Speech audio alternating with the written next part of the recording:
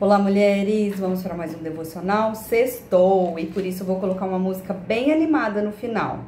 Hoje nós vamos falar sobre Rebeca. A história dela está em Gênesis 24, 25, dela e da sua família, e Romanos 9, 10.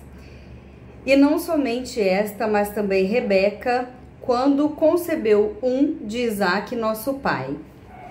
Rebeca, o nome dela significa, em hebraico, mulher que prende o homem à sua beleza. Interessante, né? Uma matriarca bíblica do Antigo Testamento, filha de Betuel, irmã de Labão, que foi futuramente mulher de Isaac, mãe de Jacó e Esaú, também sobrinha neta de Abraão. Romanos 9 vai discorrer sobre os israelitas e é o capítulo que fala sobre salvação, predestinação, o qual os calvinistas usam para defender a salvação pela graça. Então vai dizer que aos israelitas pertencem a adoração, a divulgação da lei, o culto ou a verdadeira maneira de adorar e as promessas. Então aqui nós vamos aprender que Rebeca teve uma promessa do Senhor a esse povo, porque Romanos 9 também vai dizer que por meio de Isaac será chamada a descendência, os filhos da promessa. Lembram-se de Sara, que era estéril, e ela engravidou e deu à luz a Isaac. Vai ser a mulher que Deus separou para casar-se com Isaac. Então, as características dela é bela e virgem, como vai discorrer em Gênesis 24. Ela era uma mulher proativa, nós vamos ver também, altruísta, hospitaleira, disposta a fazer o bem. E ela tinha duas características também, perspicácia e astúcia. O contexto aqui era, Betuel era filho de Milca e Naor, que era irmão de Abraão. Betuel morava com o seu pai em Padã Arã, que é a cidade a qual Abraão saiu através da promessa de Deus: sai da tua terra, da sua parentela, que eu te mostrarei a terra que você vai habitar. Então Abraão foi para Canaã e os seus parentes ficaram em Padã Arã. E Naor era o pai de Betuel e Betuel era pai de Rebeca. Abraão estava lá para mais de 100 anos e Isaac e Esaú estavam com 40 anos. Abraão pede a Eliezer, que é um servo fiel da casa, e ele fez com que Eliezer jurasse que ia trazer uma mulher de Padã Arã para Isaac, porque o povo cananeu eram povos que sacrificavam crianças a ídolos. O sacrifício humano não é permitido na lei mosaica. O sacrifício de crianças é quando nos mostra a mais extrema crueldade do ser humano, o nível mais alto de crueldade, de podridão de uma nação. Vimos esses dias o povo do Hamas que entregou os corpos das pessoas que eles mataram, né? Que aconteceu também quando começou a guerra da Palestina contra Israel. Mataram muitas crianças, despedaçaram, queimaram vivas. Então nós podemos ver que até hoje esse povo herdou uma crueldade horrível até os dias de hoje. Provavelmente, se Isaac se casasse com uma mulher cananeia, poderia se desviar da fé. Nós já falamos aqui também o desgosto de Jacó e Rebeca por Esaú ter se casado com duas mulheres que não eram de sua parentela. E Eliezer fala para Abraão: como eu vou fazer se a mulher não quiser vir comigo para se casar com Isaac? E Abraão, que é o pai da fé, maravilhoso, amigo de Deus, disse: Deus enviará um anjo a seu favor e essa mulher aceitará vir com você para se casar com Isaac. E para que ele tivesse certeza que seria a mulher, ele ora a Deus: eu vou até lá, vou pedir para que essa mulher me dê água, e se ela deitar o recipiente de determinada maneira, uma maneira singular, e oferecer bebida aos camelos, esta será a mulher. E enquanto ele falava, Rebeca estava chegando, e foi exatamente o que aconteceu. E para confirmar essa história, ele pergunta de quem ela era filha, e ela fala que era filha de Betuel, que era o sobrinho de Abraão. E quando ele chega, Eliezer, com Rebeca, ela desce da carruagem, parece uma história da Disney, e ela avista o seu príncipe, só que não é encantado, é abençoado. E aí vem Isaac e também avista de longe, e a Bíblia diz que ele amou essa mulher. Quando eles chegaram, Isaac a avistou, e a Bíblia relata que ele vai levar Isaac para a tenda de Sara. Isso quer dizer que ela se torna uma nova matriarca. Sara havia morrido e o texto termina dizendo que ela ajudou a consolar Isaac, que estava triste pela morte da mãe, casando-se com ela, né? Nós sabemos que hoje a liturgia do casamento se deu historicamente. E o jeito como o casamento a gente conhece hoje foi se consolidando a partir da história, da contextualização. É interessante também, passível de um estudo bem legal. Casamento é uma instituição dada por Deus.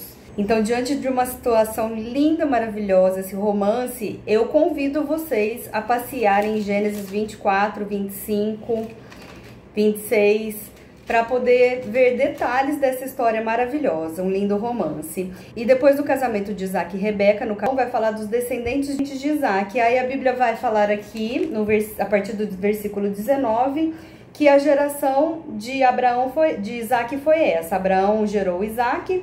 Isaac, aos seus 40 anos, se casou com Rebeca, que era filha de Betuel, irmã de Arão, o arameu. Isaac orou ao Senhor porque a sua mulher era estéril e ela concebeu. E dentro dela havia gêmeos, e os filhos lutavam dentro dela. E ela disse ao Senhor: se é assim, por que vivo eu? Por que isso aconteceu comigo então, se eu era estéril e engravidei? E aí ela consulta ao Senhor, importante essa parte, e ele respondeu a ela: há em seu ventre duas nações, que elas se dividirão, e um povo será mais forte que o outro. O mais velho servirá ao mais novo.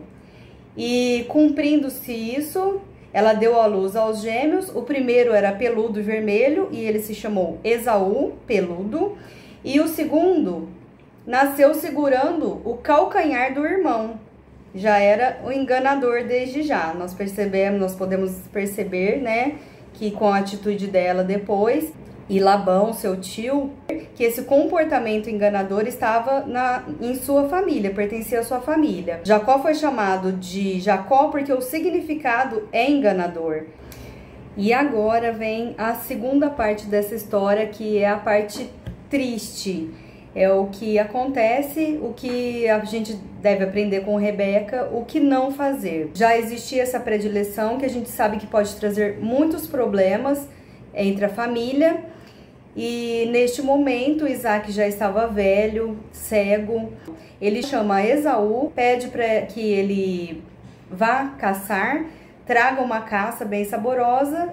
Em troca disso, Isaac ia orar para abençoá-lo, dando os direitos de primogenitura. Nisso, Rebeca ouviu, conversando com Esaú, pede rapidamente para pegar um de seus animais para que ela cozinhasse e para que ele rapidamente oferecesse para Isaac, a fim de Isaac o abençoá-lo e dar a primogenitura. Sendo assim, diz a sua mãe que ele era homem liso e Esaú era um homem peludo, pois ela pega a pele de cabrito, pede para ele envolver o pescoço e o corpo, para que quando fosse conversar com seu pai, o seu pai não percebesse que não era Esaú. Isaac come da comida, saboreia-se da comida, pensando que é Esaú, pede um beijo a ele, e neste momento ele sente o cheiro da caça na roupa de Esaú e o abençoa e dá toda sorte de bênção.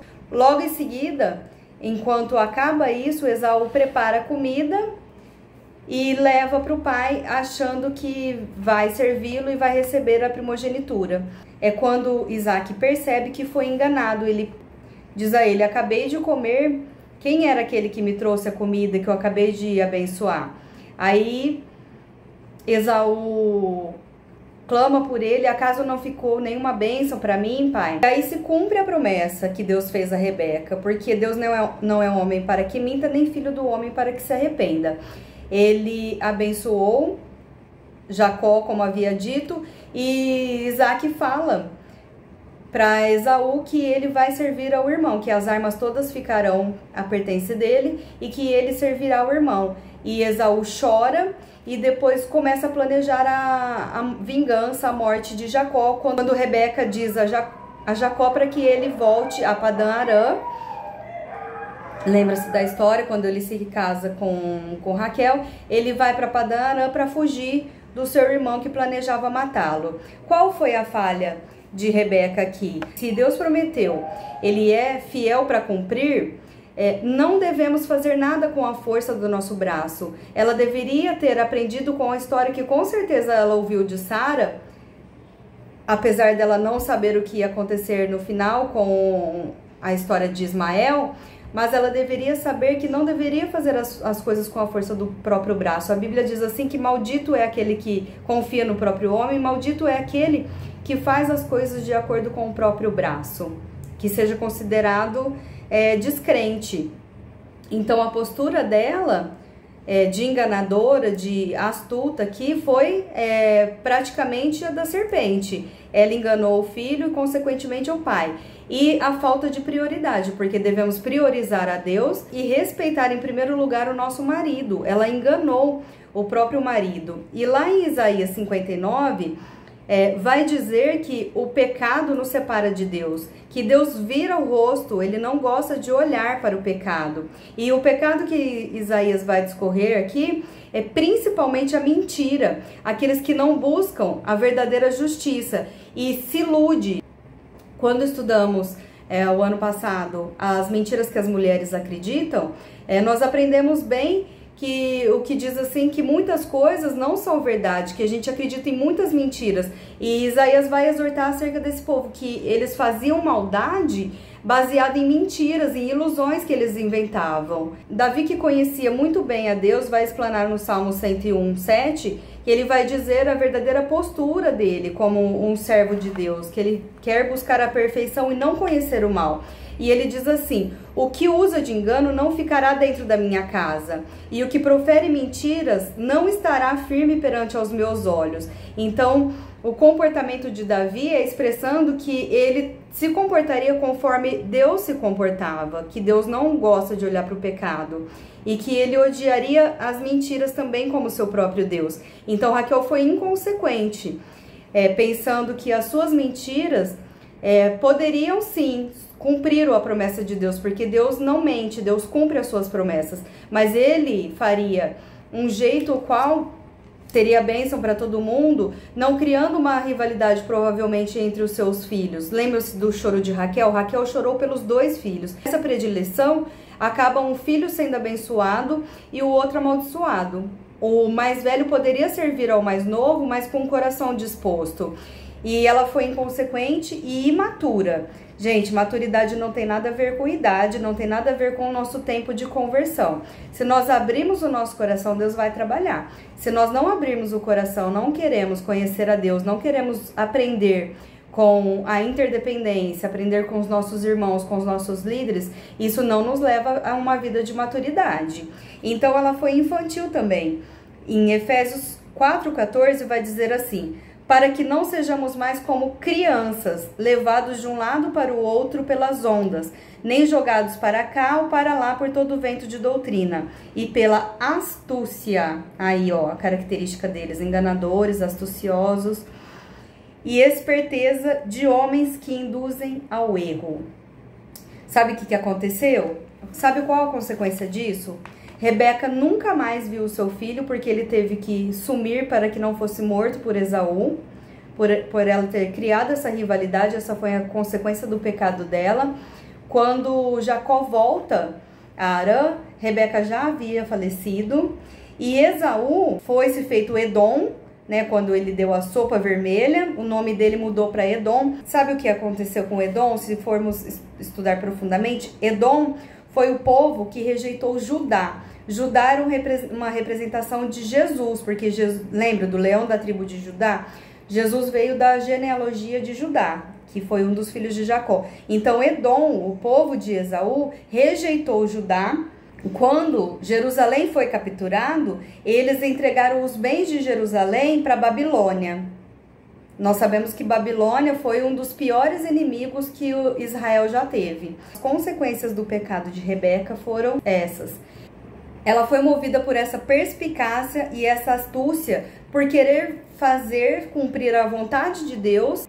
Às vezes bem motivadas e guardando uma promessa no nosso coração, nós queremos antecipar as coisas com uma certa ansiedade, achando que nós somos capazes de superar a Deus, de dar uma ajudinha para Deus, e isso pode atrair uma maldição, que foi o que aconteceu aqui.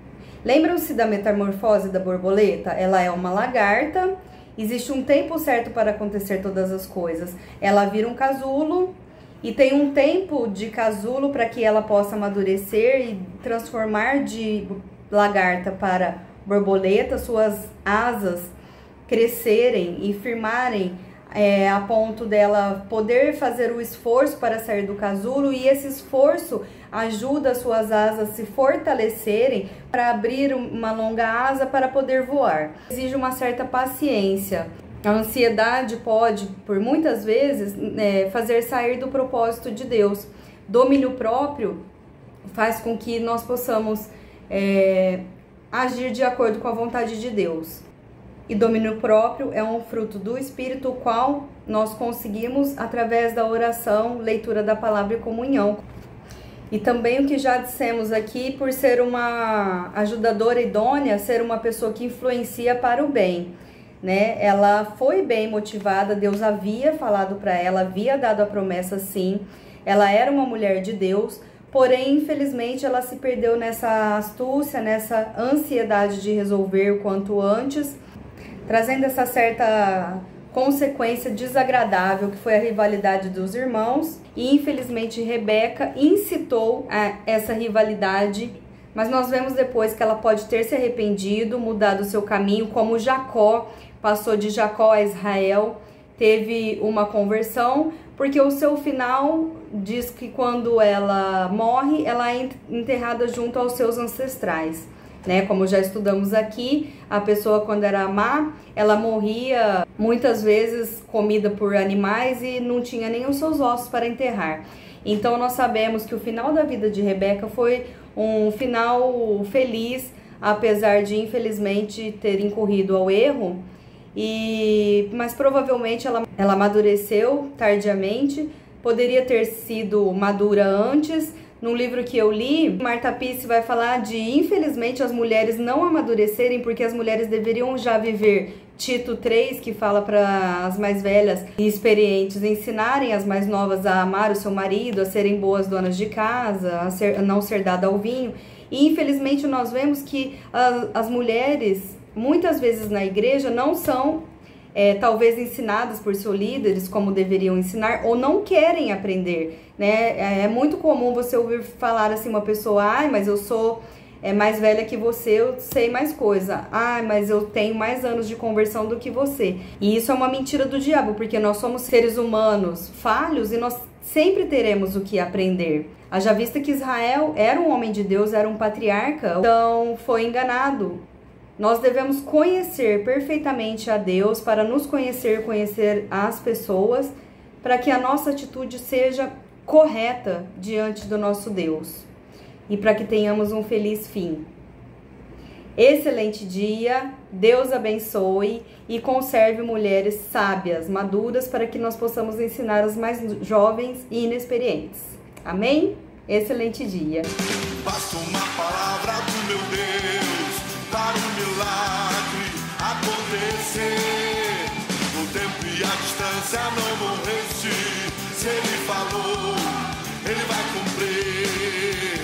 Basta uma palavra do meu Deus para um milagre acontecer. O tempo e a distância não vão resistir.